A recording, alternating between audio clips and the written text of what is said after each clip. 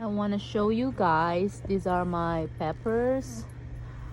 I have different kinds of peppers here. This is the banana peppers. As you can see, those are the produce. See, these are the produce. These are banana peppers.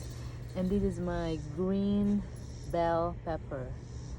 This is my green bell pepper. As you can see, I already have some produce there. There, see, I have a few. And this is, what is this? I put the tags here. Oh, it's still a green bell pepper. This is still green bell pepper. This one. And in the middle, let me go to the other side because I can't see the tag. Every time I plant something, I always keep the tag so I know which is which. Hold on. See, on this side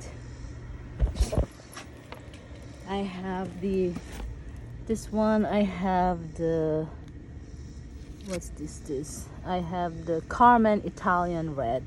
So this one is turning red now, so soon, I don't know how long it's gonna take for that to turn red, but see, I have others that are coming in. See, I have some here that are coming. See, look at that. Not sure if you can see it. This one, and there's one here. See, there's one here. And this one is the Giant Marconi red. This is my first time growing this, so I don't know how it will go, but let's wait and see. And this one is the Dragon Cayenne pepper. These are the peppers that are really hot that you normally put in the sauce or dip to make it hot.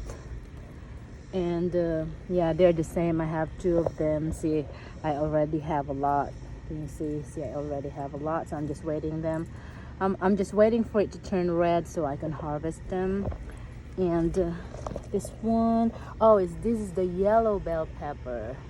See, I have two big ones there now. See, when I started this bell pepper, I've watched a lot of videos on how to top them so that the branches will become sturdier instead of it growing like one thin stick and then it has like a few produce. So this year I've tried to adapt topping these peppers when I planted them on the ground. I didn't take videos on that, but maybe next year when I'm planting again, I'll try to take a video how to top it and show you guys. But this is the result of topping the pepper before putting it on the ground. It's more bushy and it produces more, and it doesn't grow like a one single length stem, so the stem won't become like one leggy long stem that would get easily break when there's a strong wind. So that's one good purpose for topping your peppers before planting them on the ground. And I have one here. This is my first time growing them. It's called the Snack Bell Red. That's what it's called. So see, I have a lot of produce here for that, but I don't know how long they will last, but we'll wait and see. So these are all my peppers. On this side, I planted eggplant, one row of eggplant. So this is how they are right now. And on the other side, I planted zucchini. I have a green and yellow zucchini. I've seen a lot of videos too that you can grow them vertically, so that's what I did this year. I did last year. I've grown zucchinis last year, and they're just crawling on the ground, and it's frustrating on my part because they easily get these bugs, these they call the borders or something, and they eat the stem of the squash, and then they will rot and then they will die. So I think growing them vertical might be a good way to avoid insects that will crawl on the leaves. And I don't know how effective is this, but as you can see, I tried. Some of them are really sticking on the pole, but some are, because it's heavy, maybe I didn't tie them too tight, or I didn't tie them as often as I should have while they're growing. That's why it's falling. Look, like this one. See, I don't know how to make it hold on the pole, so this is what it looks like. And the others I did really good. Look, so they're growing vertical on the pole, and I did good on this one, and I hope it'll give me good produce later as it gets bigger. So these are all organic plants. I don't use pesticides, so I'm just using organic stuff. Like I've seen I go on YouTube and I Google them, what are the organic ways that you can kill bugs for your plants that you can easily grab from your kitchen, like vinegars and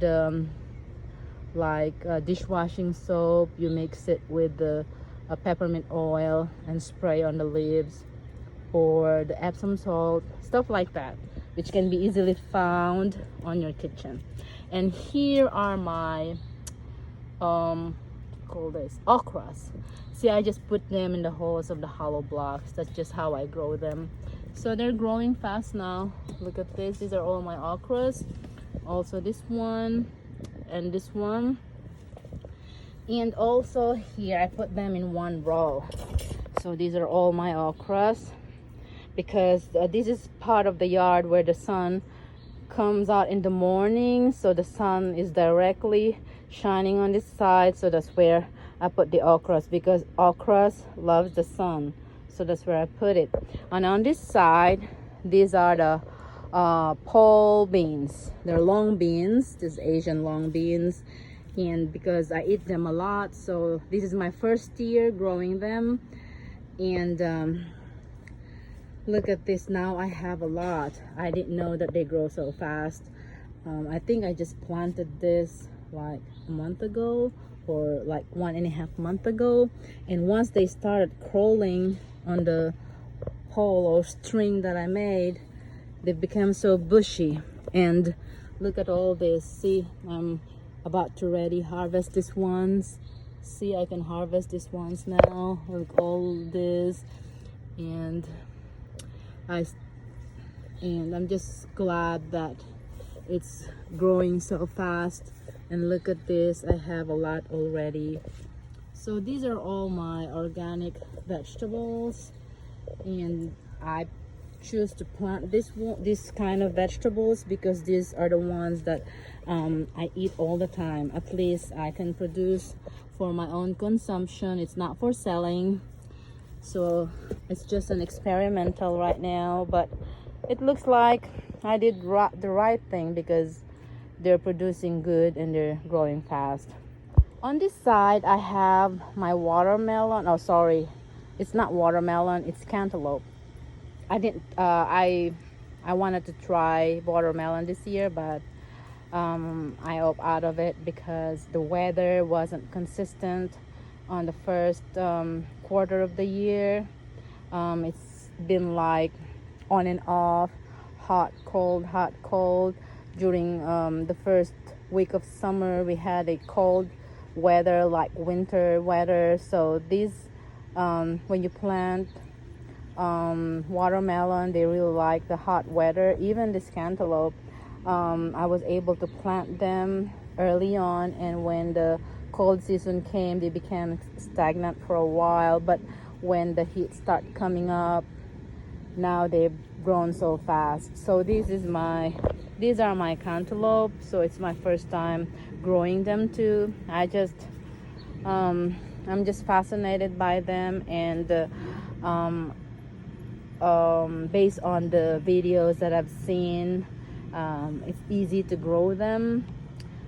And so we'll see how it goes. I can see some buds now. See, look at this. I have a few, but I don't know if this will last long, because sometimes I see some that comes out but they die eventually. So I don't know if I can be able to produce big ones and harvest at a later date. So these are all my organic garden, and on the other side I have the tomatoes that I'm gonna show you later, and the cucumbers. These are my tomatoes. There are 3 kinds of tomatoes on this side. This one is the Roma tomatoes. This tomato has a lot of produce. See, they're starting to ripen now. See, I have a lot. And my cherry tomatoes, these are my cherry tomatoes. They're starting to ripen now as well, and I have a lot. See, those are the small ones. I have a lot of produce there, and it's growing tall. See, it's taller than me now. And on this side is it's called the pink brandywine. That's what it's called. And I think this will have a big these are big kind that you put on sandwiches. See, they're starting to grow now. It took it a while to grow because also of all the rains that we had past months. There was this time that it rained for 2 weeks, and rain is not good for tomatoes. See, especially when they're flowering. If tomatoes are flowering and it rains, tendency is the flowers will die, so you won't have as much as produce as when it's not raining. But of course, rain also is essential to our plants, so it's just kind of how to balance it. So I'm just happy that all these are producing so good. And as you can see, these tomatoes are like 6 feet now, and I think I should start topping them off so they won't grow taller, because these are indeterminate tomatoes, and these tomatoes can grow as far as they can go until you cut them off. So these are all my tomatoes. On the side of the tomato are my onions. These are my onions, and I think soon I'm gonna harvest this because I can see the big bulbs now. See, every space I can find, I try to plant something on it. And like here, there's a lot of space at the bottom of my tomatoes because I clear them every time there are dead leaves. I clear them, so look at the bottom, it's so clear. And also it prevents some insects that can crawl through the leaves. So maybe I'm thinking when the summer heat is over, like at the beginning of the fall or at the end of the summer, I can plant some like maybe the bok choy. It would be perfect on these spaces here for my fall harvest. So I still have a lot of time, and I can there are also some lettuces too. I can plant lettuce here. That will be perfect for the spot because lettuce like cold weather. So I planted them earlier on spring, and I really had a good harvest. But as the summer comes, they tend to die because they can't hold the heat. So these are all my vegetables. Oh, I forgot, I still have to show you my cucumbers. Thank you. So these are my cucumbers. I put them against our fence, and I put this trellis where they can crawl. So these are all my cucumbers. See, for cucumbers, if you want them to crawl, because it's a long way from the pot to the trellis, so if you want them to reach the trellis, you have to remove all the suckers that's growing on the side, so that the plant will concentrate on climbing the trellis. Because if you let them produce while it's crawling, then the tendency is they will concentrate on the produce, not on crawling up to the trellis. So like this, when you see stuff like this on the way, so just remove them. It's easy to pluck them, and just remove. You have to be really diligent in checking them every day, because see, like this, yesterday I already removed a lot and now new ones are coming out again. So you really have to check them every day or every other day if you don't have that much time, just to make sure that nothing is growing on the side. See all this, you have to remove all this so they can crawl onto the trellis. And once they reach the trellis, see, this one is already on the top, so whatever flower that comes out after that, I will just let it be, because I already let them reach my goal, because they're gonna spread out on the top, and that's my goal. So, and there's one here that I let it crawl on the trellis here, because most of them I already let it crawl going to the trellis, and there's one that I let it crawl on the side. See, these are the ones that I let it crawl on the side.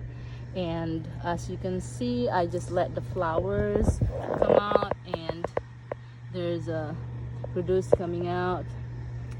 And I just put them all on the pot, because on the last spring, I mean this spring, I put them on the ground, but we had a lot of, as I said earlier, there were 2 weeks of rain that we had, and this part of our yard floods, so the water became stagnant, and so everything died. So I decided to put them in the pots. So even if we'll have rain again, or we have a lot of rain again, they will get flooded at the bottom, which is good because it will retain moisture in the plant, so I don't have to water them for a while, and they will survive. They will not die, and they will not rot, because too much water will make these plants rot, unless of course you're growing them hydroponic way, which is also another way of growing cucumbers. But if you're not doing it hydroponic, then